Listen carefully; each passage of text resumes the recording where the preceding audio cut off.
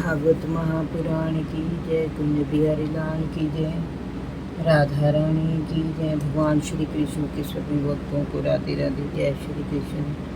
आज मैं आपको सुनाऊंगी भागवत महापुराण में पंचम स्कंद में 17वां अध्याय गंगा जी का विवरण और भगवान शंकर द्वारा सकर्षण देव की स्तुति।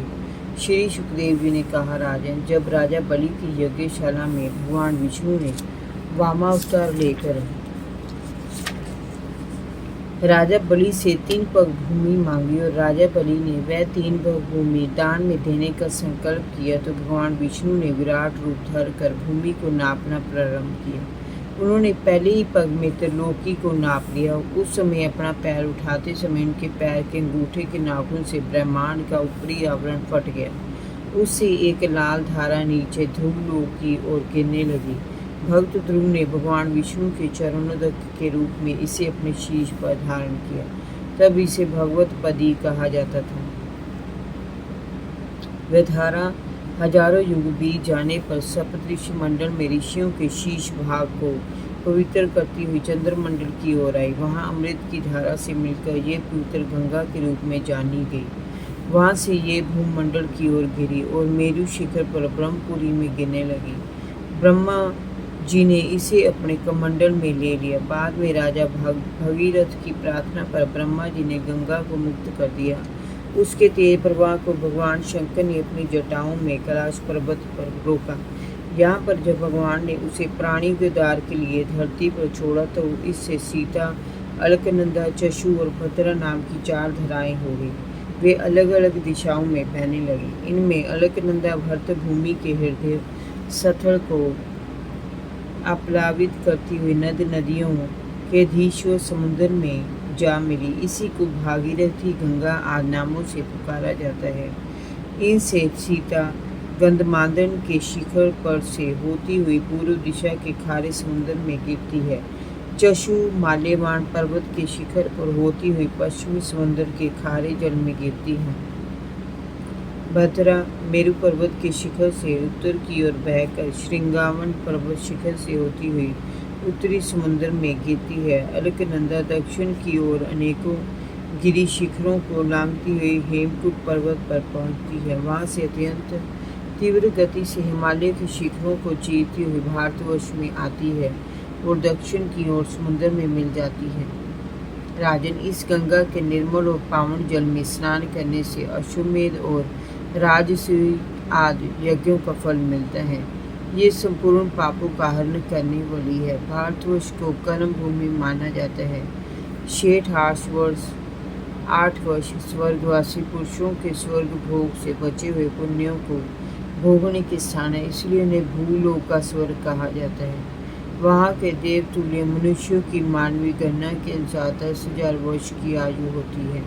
उनमें 10,000 हाथियों का बल होता है। ब्रज समान शरीर में यौवन छलकता रहता है। वहाँ हर समय त्रेता युग जैसा समय बना रहता है। वहाँ का प्राकृतिक सौंदर्य स्वर्ग का भास कराता है। राजन, इन 9 वर्षों क्षेत्रों में परम पुरुष भगवान नारायण अपनी विग्रह मूर्तियों से सदैव विराजमान रहकर वहाँ के पुरुषों में श्री हरि के प्रति भक्ति भाव को धारण करने की प्रेरणा देते रहते हैं। इलाव्रत वर्ष में एकमात्र भगवान शंकर ही पुरुष हैं।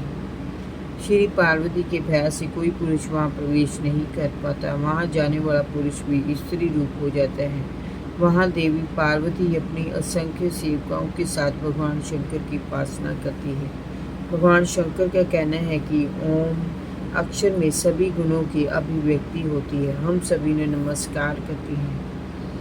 हे प्रभु, हम आपके चरण कमलों की आराधना करते हैं, क्योंकि वे सभी भक्तों के ऐश्वर्य देने वाले हैं। आप ही समस्त ऐश्वर्यों के परम आश्चर्य हैं। अपने भक्तों के सामने आप प्राणियों को प्रसन्न करने वाला अपना स्वरूप प्रकट करते हैं और उन्हें संसार के बंधनों से मुक्ति देते हैं। आप ही सर्वेश्वर हैं। हम आपकी स्तुति करते हैं। हे प्रभु, हम क्रोध को नहीं जीत पाते और हम जल्द ही पाप कर्मों में लिप्त हो जाते हैं,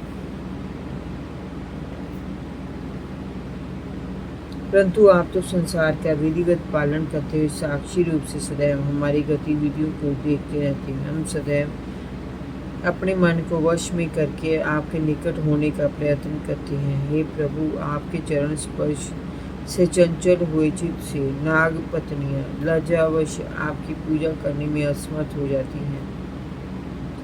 वेद मंत्र आपको जगत की उत्पत्ति, स्थिति और संहार का कारण बताते हैं, परंतु आप समय इन तीनों विकारों से रहते हैं। इसलिए ही ऋषि मुनि आपको अनंत कहते हैं, निराकार कहते हैं। हे प्रभु, आपके शहरतन मस्तकों पर ये भूमंडल सरसों के दाने के समान रखा हुआ है।